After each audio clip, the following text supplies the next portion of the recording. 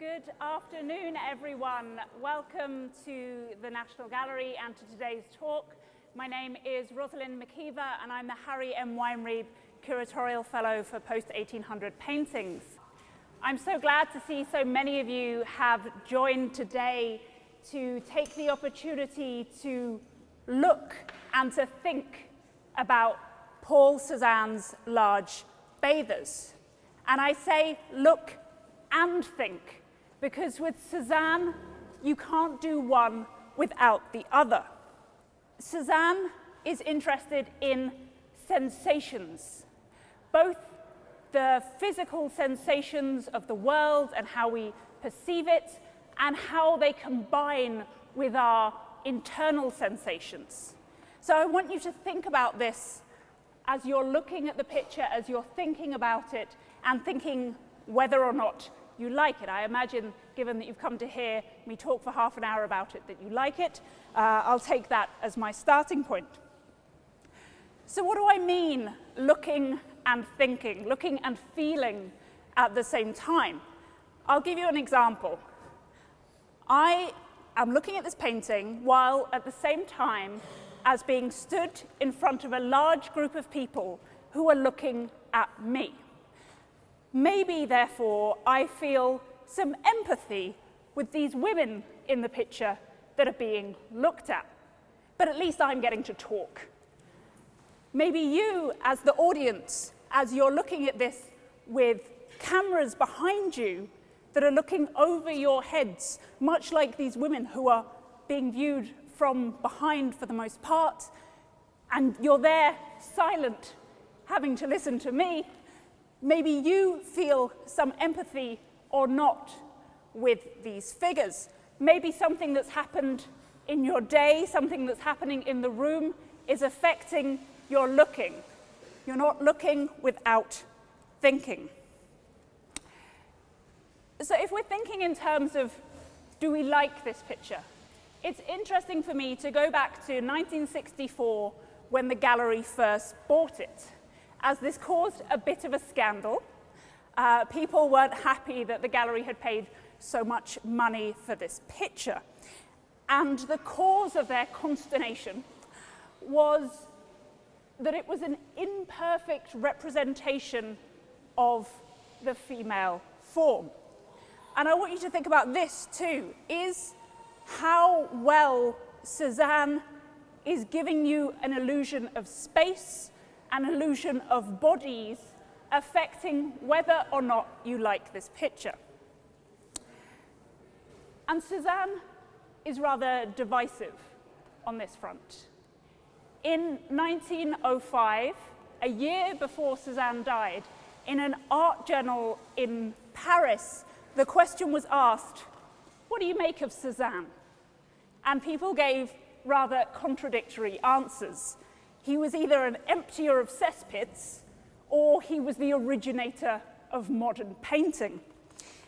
And that's an interesting point in relation to the figuration, the representation we see here, and the beginnings of abstraction we see here, and where we are stood now. We are in room 41 of the National Gallery, which at present contains the most modern pictures that we have in our collection. We're actually at the southeast edge of the National Gallery, looking at paintings from around 1900. If you want to see paintings made after this, made later than this, in Britain's national collections, you have to go about 1.5 miles through this wall to Tate Modern.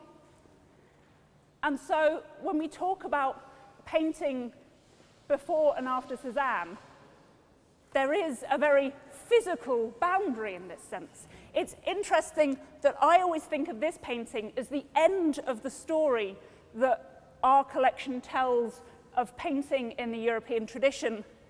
But if you go to the Museum of Modern Art in New York, it is with a Cezanne's bathers that they traditionally begin their story.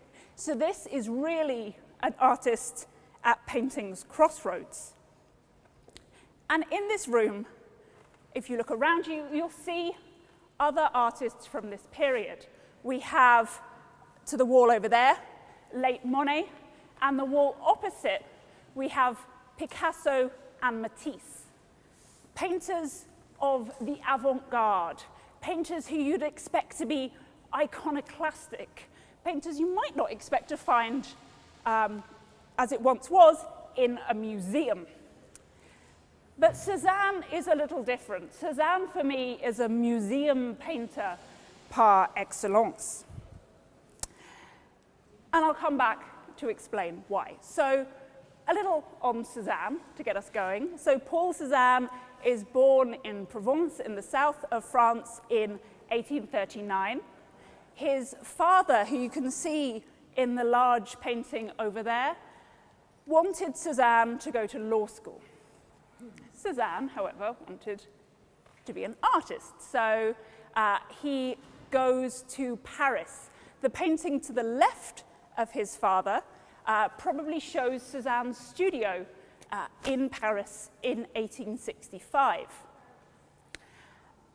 And in Paris, he met up with an old childhood friend. He just happened to be childhood friends with Émile Zola, the great champion of Manet, the great writer and champion of Manet. And so Paul Cezanne gets a rather good entree into the modern art world of Paris, but he completely does not fit in.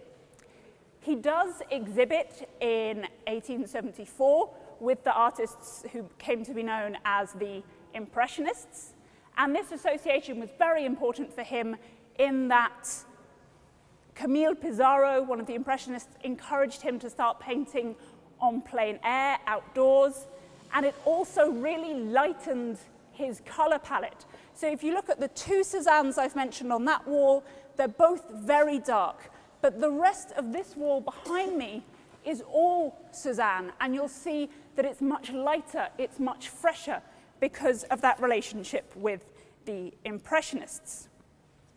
However, Cezanne said that he had very different goals to the French Impressionists. He said that he wanted to make of Impressionism something solid and durable, like the art of museums. And this is where we see Cezanne going beyond Impressionism. This is why we refer to him as a post-impressionist, because he has these very different goals. Although the word post-impressionism was only coined in 1910, 4 years after his death. This is a very late Cezanne painting, although it was painted over a long period, started around 1894, finished 1905, so the year before his death. Now, as you can work out from those dates, Cezanne was not a quick painter.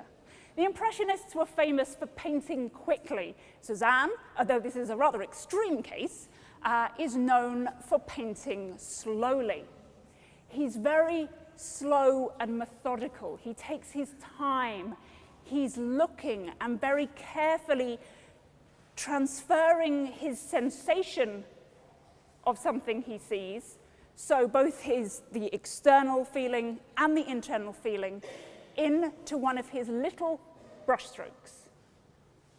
And you'll see in most of the pictures along this wall these very particular little diagonal marks that he's making to build up, to construct a picture rather than necessarily to draw a picture. And because of this approach, because it takes him a long time to make a picture, we might be surprised to see bathers here. You'll notice the other pictures, we have the one painting of his father, but otherwise we have still lives and landscapes. Because still lives and landscapes don't move. They don't get bored of you painting them, they don't fidget, they don't get up and walk out of the studio because you're taking too long. So it's really a surprise then that we see Cezanne painting human figures. And what's surprising is that he does this throughout his career. From the 1870s through to the end of his life, he is painting bathers. He makes nearly 200 scenes of bathers, both male and female. And this is one of three large bathers, called large bathers literally because the canvases are bigger.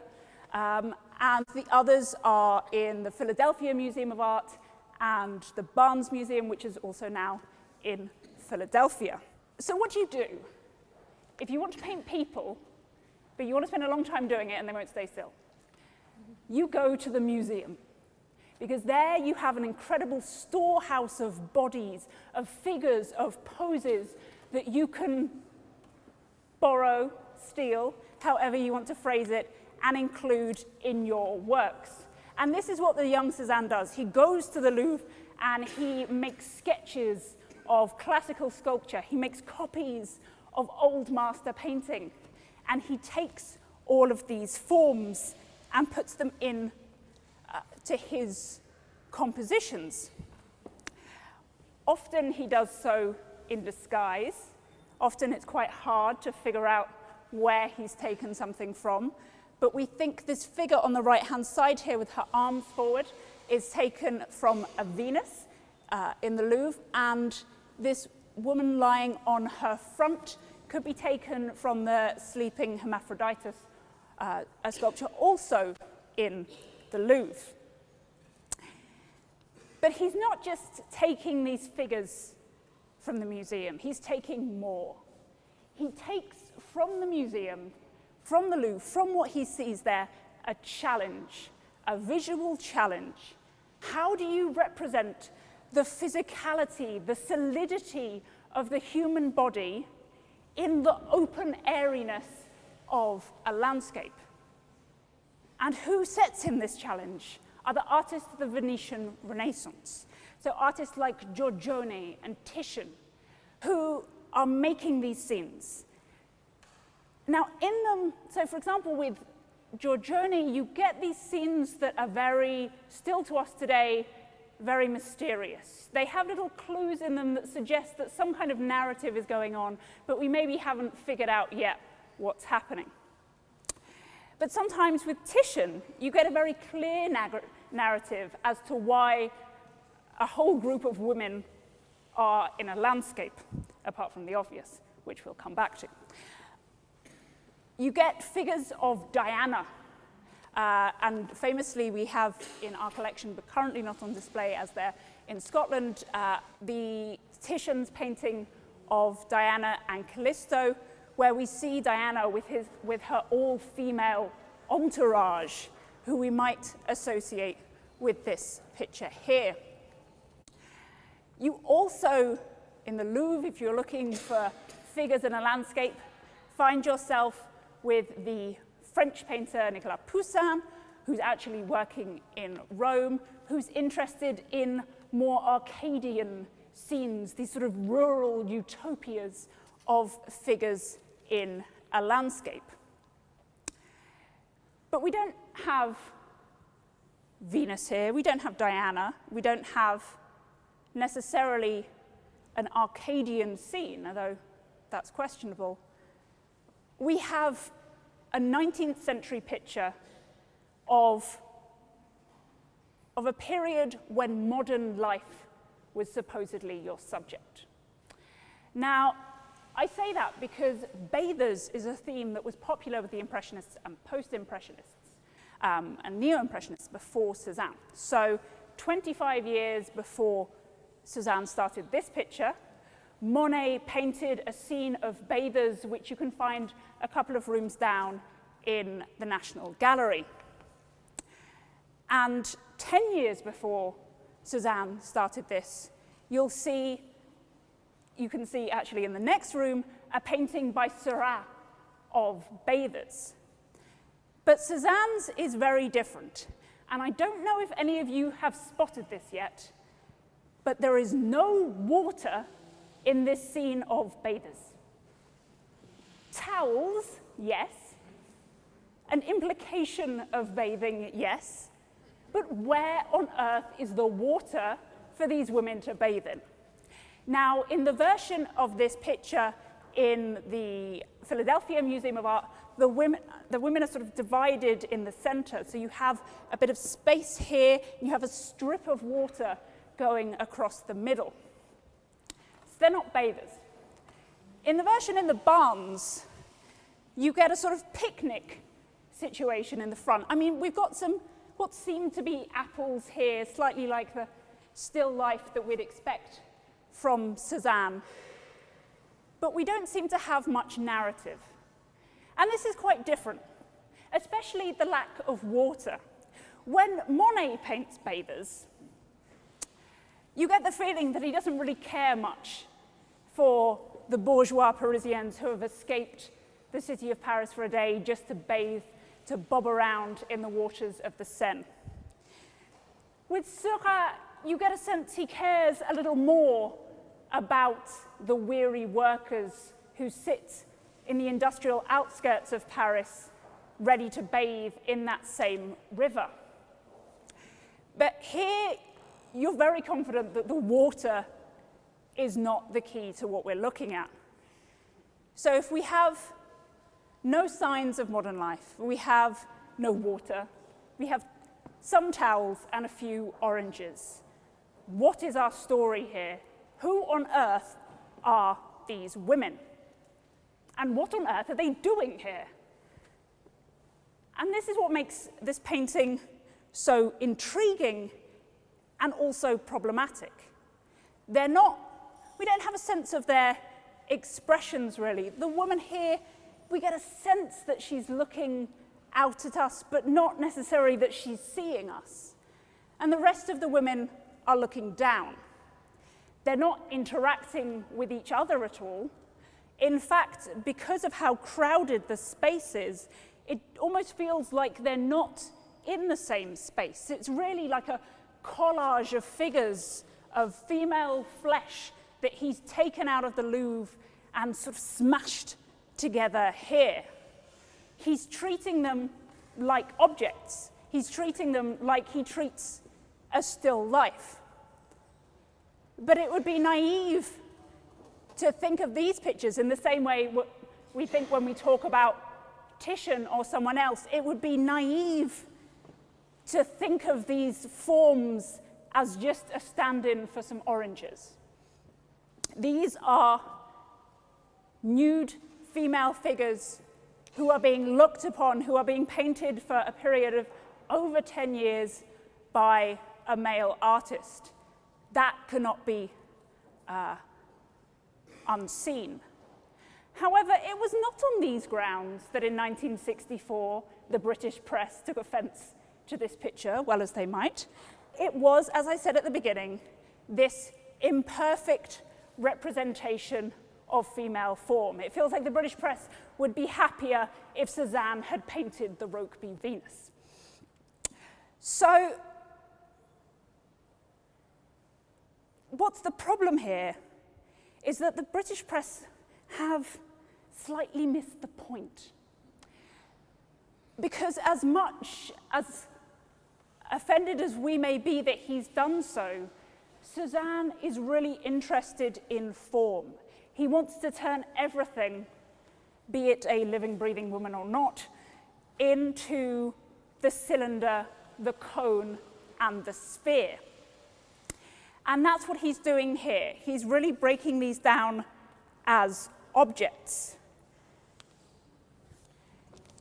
And in doing so, he's fusing the landscape and the figures. And this is where I come back to this visual challenge that was set to him by the Venetian Renaissance, in that he, rather than trying to separate landscape and figure, he's really fusing them together. This is maybe most obvious over here with the woman leaning forward, who her figure is so aligned with the tree that she almost becomes it, but at the same time, we have half a sense that she is in front of the tree. It gives a slight inclination of space. And I encourage you to look very closely at the spaces in between the figures, the spaces where there should be air, but there's not. These are actually the most worked up bits of the canvas. You can really see him laying on the paint, working these up in this dark blue. They're stifling in that sense. And this blue, that's the dark blue of the sky, that is not in any sense pushed back as you might expect it to be in a landscape. It's really pushing forward into the same plane as these women. And then below you have the same blue in their outline, which is creating both a sense of flatness, but then also he's using the tradition of using blue to shade the edges of the human body to give a sense of three-dimensionality and at the same time a sense of flatness. Now, that has an incredible consequence for art history. That's why we're at the edge here, and we're at the end of this story. And this is why many subsequent generations of artists called Cezanne the father of modern art. Matisse, whose work, as I said, is opposite us here, actually bought a Cezanne Bathers in 1899, so about halfway through this one being painted. He bought another smaller version of the Bathers, and he really took from that this idea of color as dimension. He took lessons of flatness and surface. And in 1907, the year after Cezanne died, his work was exhibited at the Salon d'Automne in a large retrospective. And that was visited by Picasso and Braque, on whom this was very influential. So if you think of the Demoiselles d'Avignon, a painting by Picasso from the very same year, 1907, that's a work that shows us standing and squatting women in this very compressed space. And he's painting it in the time that he sees this work for the first time. Braque too takes from Cezanne an interest in form, and he takes very literally. He ends up going to L'Estaque, where Cezanne painted, and Braque paints the forms there, paints the landscape, and breaks it down into little cubes. And when an art critic sees those little cubes, he calls it cubism. And that's the beginning of the story of modern painting, very much seen as coming from this. The last modern artist I'll cite for you is actually a sculptor, a great sculptor of the female figure, Henry Moore. And Moore said of this picture when he saw it in the 1920s, "If I were asked to name the 10 most emotionally intense visual moments of my life, this would be one of them." And I think that's an interesting quote, because he says the 10 most emotionally intense visual moments. So emotion and visuality together. The thing that Cezanne was really working towards is the thing that completely Henry Moore picks up from it. And I want to leave you with that, and with this thought of the relationship between what you see and what you feel. Because Cezanne, for the reasons I've outlined, became an incredibly important painter for all of these formal visual breakthroughs that he makes. But then he becomes, in the second half of the 20th century, a very problematic artist for us because of the emotional side of things, which the formalists would have us completely ignore, and we just look at how incredibly visual he's made these pictures. But if we're looking at Cezanne on his own terms, then you have to remember to both look at how important this work is formally at the same time as how you feel about it emotionally. So I don't know if you feel the same way about it that you did at the beginning. I don't know if you're thinking the same things or if you're seeing the same things, but I do hope that this talk at least was enjoyable. Thank you very much.